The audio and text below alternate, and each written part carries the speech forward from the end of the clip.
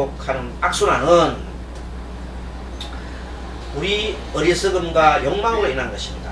이러한 반복을 끊으려면 무엇이나 있는 그대로 알아차림하여서 깊은 어리석음 없음이 되도록 해야 합니다. 그리고 끈질긴 욕망과 없음이 되도록 해야 합니다. 그렇지 않고서는 계속해서 실수하고 다시 깊은 한숨을 내쉬어야 합니다. 윤회하는 생명인 중생은 영원히 이렇게 살아가야 하는 것입니다. 자, 여러분들 부처님께서 29세 때 29살 때 부처님 출가하셨습니다. 그래서 설산에 들어가셨는데 설산에 들어가셔서 수도를 하시는데 얼마나 극심한 수도를 했냐면 6년 동안 씻지도 않고 거의 먹지도 않으시고 거의 먹을 때 풀뿌리와 그냥 그렇게 연명을 하시면서 이슬을 받아 드시고 그렇게 해서 하여튼 거의 안 죽을 정도만 유지하면서 그렇게 6년간을 이렇게 버티셨습니다. 그런데 그 결과 도를 이뤘어요, 못 이뤘어요? 이뤘어요. 못 이뤘잖아. 6년 동안에는 6년 동안에는 못 이뤘어.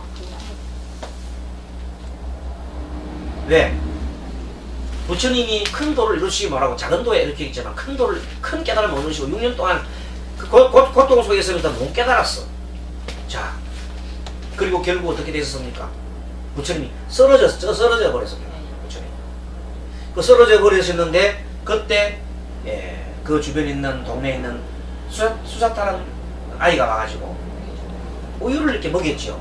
우유를 드시겠어요. 이렇게. 몸에 처음에 도저히 뭐 그냥 가만히 있으니까 몸에다 발라드리고 입에다 조금씩 넣어드리고 이렇게 해서 부처님이 그걸 드시고 기운을 차렸습니다.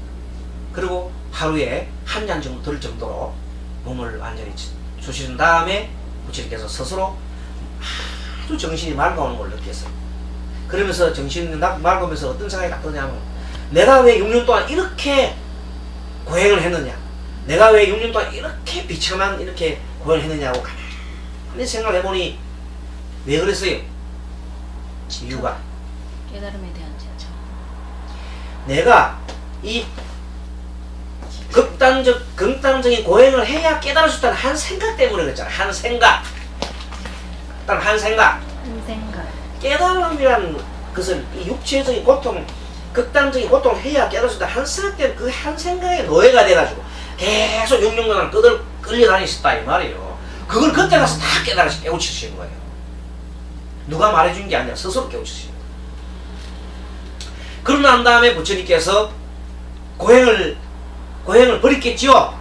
고행을 버리시고 원래 고행 중단은 씻는 게 아니에요. 그런데 우유 먹어도 안 되지. 근데 우유도 드시고 씻었어요.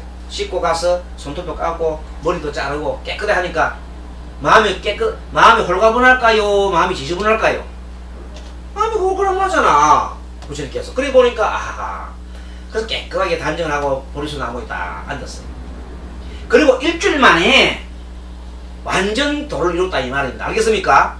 물론 그동안에 6년간 그 힘이 바탕이 됐지. 물론 그것이 있지만 그 당시에 탁 깨우치는 말 그래서 바로 깨우치는 거야. 그래서 부처님 깨우친 내용이 뭔가 하면은 어떤 쾌락도 극단적인 쾌락도 안 되고 그거는 사람을 파멸시키는 것이고 또 극단적인 고행도 안 된다는 거예요. 자, 극단적인 고행주의와 극단적인 쾌락을 둘 다 버리지요. 네. 그래서 부처님은 중도로 드신 거예요. 중도. 그것이 바로 진실된 깨달음이에요. 진실된 깨달음이 중도야.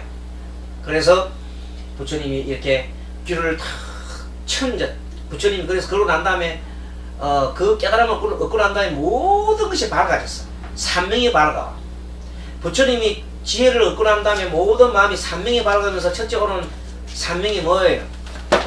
1번 세상 전생이치로 흔히한 지혜가 밝아온 거야. 그걸 뭐라 해요? 숙명통에 그러잖아. 두 번째는 뭐가 밝아와요?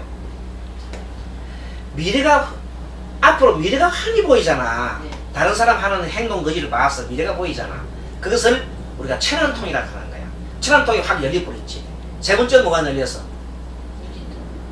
모든 번뇌가 사라져버렸어. 그걸 무진통이라고 해. 그 산명이 밝아오는 거야. 산명이 다 따라오면서 부처님 지혜가 열리면서 모든 그동안에 부처님이 하였던 모든 것이 사성제며 십이연기며 그 다음에 팔정론 이런 것들이 모든 것들이 다 정리가 돼버려요. 알겠습니까? 그래서 어떻게 하면 내가 어떻게 하면 내가 이렇게 깨달은 그렇게 하고 나니까 마음이 너무 고요하고 너무 평안하고 세상에 아무런 두려움도 없고 자비심은 저절로 일어나고 그 마음을 어떻게 이 중생한테 전할까 하는 생각을 해보셨어요.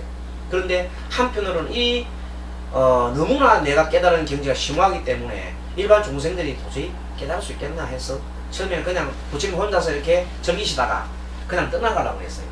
그러다가 부처님 마음속에 양심이 있죠? 양심에서 우러난 소리가 나오면서 아니되옵니다 부처님. 이 고통세에 쌓여있는 모든 중생들을 위해서 뭘 해주세요? 이 법을 전해주십시오 하고 마음에서부터 일어나는 양심의 소리가 나오게 했지요? 그 양심의 소리를 마왕의 간청에 비유했습니다. 마왕들이 나타나서 부처님 그래 만든다고 간청했습니다. 그 내용들이 부처님 마음속에 있는 자신의 양심의 소리였습니다. 알겠습니까? 그렇게 해서 부처님은 결국 많은 중생들을 부처님과 똑같은 경지에 올렸지요. 많은 수많은 아라한들을 배출해 가셨습니다. 그래서 그 법을 이미 전해주셨는데 이 시대가 그러고 또 부처님의 태어나신 지 오래되고 너무 오래되다 보니까 이것이 쇠퇴해져 버린 거야. 그래서 이 시대에 그렇지만 계속해서 그것이 유지되어 왔지. 그러니까 지금도 스님도 그런 법을 알기 때문에 부처님 같은 그런 마음을 알기 때문에 같이 부처님과 같은 길을 걷고 동시에 이런 깨우침을 열어보는데 가르쳐준다 그랬지요. 그리고 그 아란까지 올라갈 때까지 과학의 단계가 많은 단계가 있는데 그 중에서도 처음에 조금 틀어진 것 같겠어요. 그래서 처음에 뭐래요? 맨 처음에 너무 높은 단계에 올라갈 때는 계단이 있다 그랬잖아요. 그래서 맨 처음 단계 수다원이라고 했죠. 수다원. 네. 수다원이 예류가라서 예류가. 예류. 수다원. 예류라는 것은 성인의 길에 합류한다 그랬지요. 거기에 들어가야 돼. 여러분 먼저 거기 들어가야 돼. 뭐 다른 아랑 그게 문제가 아니에요. 지금 아랑 지금 원할 때가 아니에요. 먼저 수다원 예류가에 탁 들어가야 돼. 그 예류가 들어가려면 첫 번째 뭐냐? 계를 지키라 그랬지요. 오계를 지켜. 오계 안 지키면 안 돼. 5가지 계는 철저 안 지켜. 그러고 난 다음에 부처님에 대해서 의심하면 돼야 안 돼요. 삼기에 대해 삼보에 대해서 부처님 불법성에 대해서 의심을 하면 안 돼. 그리고 아까 말한 대로 무상과 무아를 알아냈죠.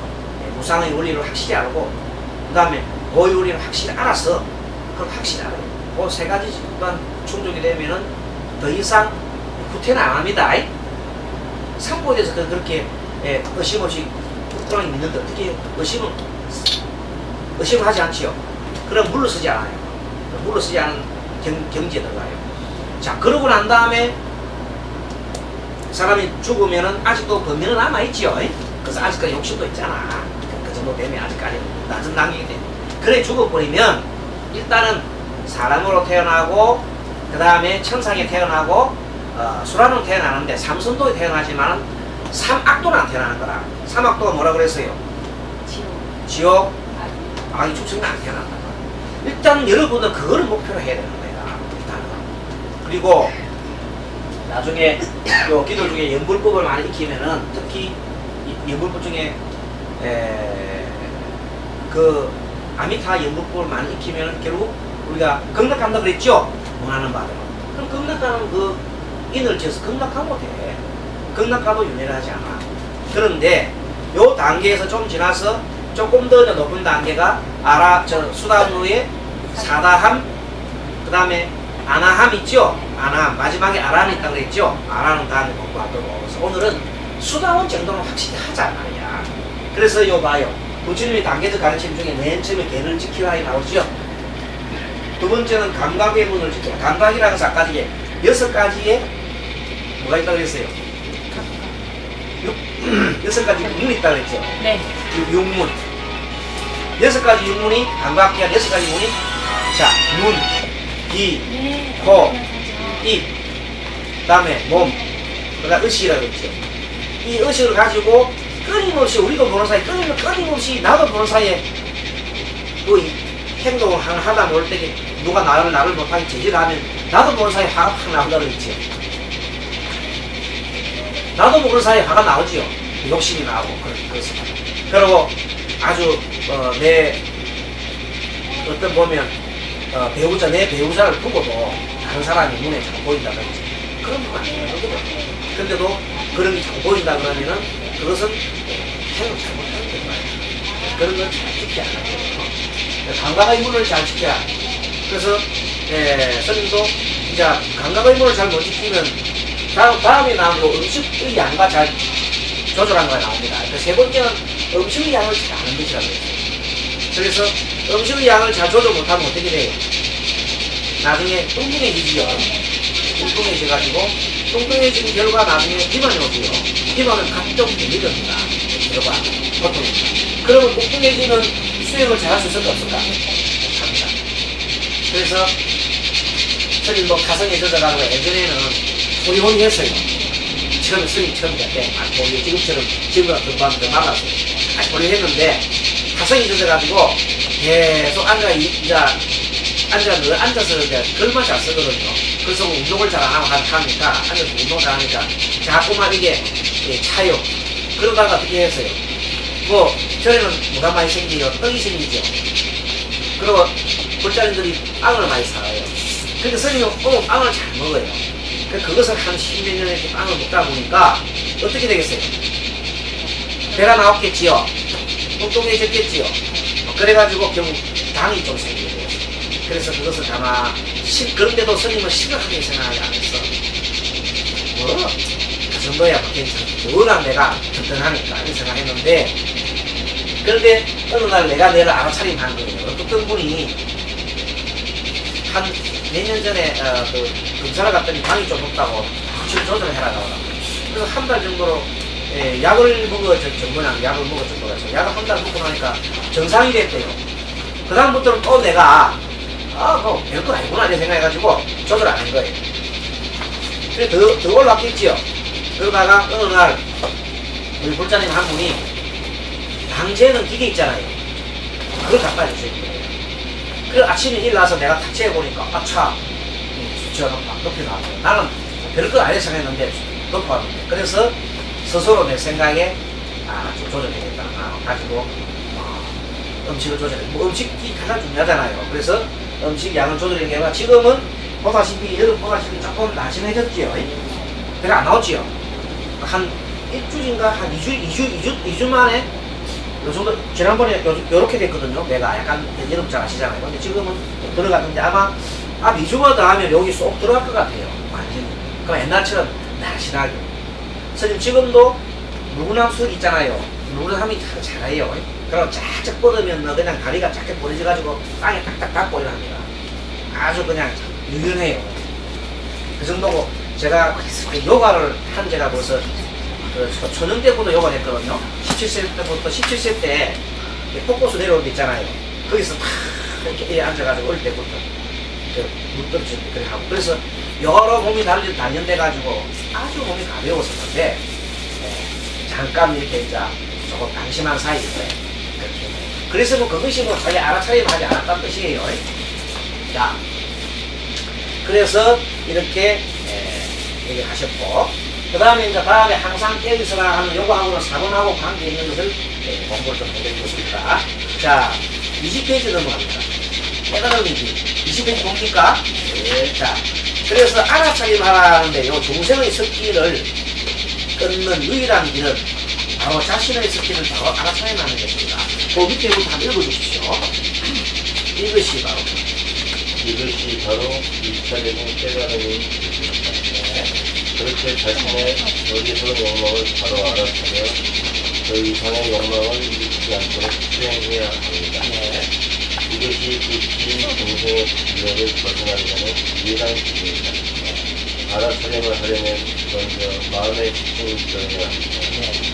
이 마음의 식중을 마음 생기라고 하며 이념 정신이라고도 합니다. 예, 그렇습니다.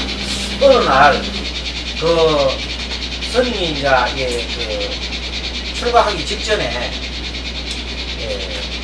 일단 머리를 기른 상태에서 거사 신부도 머리를 기른 상태에서 행장으로서 하러 들어갔습니다. 머리 길어가지고. 그래 들어갔는데 그때 들어갈 때는 담배를 아직 얹지 못했어요. 그래서 담배를 사갔는데 처음에는 숨겨서 스님 앞에 담배 피우면 안 되잖아요. 지금도 담배 못 피우고 못 끊고 계신 분도 계시는데 어쨌든 담배를 가져갔어요. 갔는데 평상시에는 이제 열심히 이제 저를 일하고 난 다음에 담배 어디서 피워야 돼요? 화장실에. 화장실에 들어가지고 이제 뭐 앉아가지고 쭈그려 앉아가지고 한 대 피우고 있는데 처음에 이제 그래도 막 화장실에 가서 한 대 피우는 그만이 굉장히 좋더라고. 근데 어느 날 내가 이제 여러분 같은 사경도 하고 독경도 하고 절도 하고 참선도 다 하는 거예요. 명상도 다 하는데 어느 날 갑자기 내가 쭈그리고 앉아갖고 피우는 그 모습이 얼마나 내 스스로가 한심스럽게 내 모습이 보여준 거예요. 알아차림이 저절로 된 거예요. 알겠습니까? 알아차림은 자기의 모습이 자기 행동이나 느끼는 뭔가 느낀가 마음가 제 하는 행동이 보인다 이 말이야. 그때 내 스스로 이 모습이 얼마나 내 스스로가 참 어떻겠어요? 한심스럽지요. 이렇게 해서 먼저 뭘 해야 돼? 한심스럽다는 것을 알아차림하고 참여를 해요. 그래서 참여가 제일 먼저 나오는 거야. 이렇게 하고 난 다음에 뭘 하는 것만이 참여하라는 거야. 내 잘못된 거 참여하라. 그 다음부터 알아차림 하는데 도대체 내가 그러면 왜 내가 이 담배를 피우고 싶을까 하고 생각을 하게 됐어. 하게 됐죠? 그래 보니까 이제 가만 담배 피우는 시점을 생각해 봤더니 화장실 딱 가니까 담배가 엄청 땡기는 거야. 그 다음에 커피 먹고 난 다음에 담배 너무 땡기고 그 다음에 TV 딱 틀 때에 다른 사람이 멋지게 한 대 탁 피워보는 거 나도 모르면서 한 대 탁 피우고 싶은 거예요. 또 그 다음 지나가는 사람이 아예 숫제 이게 담배 연기만 피워도 막 한 대 피우고 싶은 사람이 있거든요. 그 다음에 또 뭐냐 다른 사람이 한 대 담배를 건하면은 나도 모르는 사이 소리 나가는 거예요. 그걸 알고는 이것이 모든 것이 뭐예요?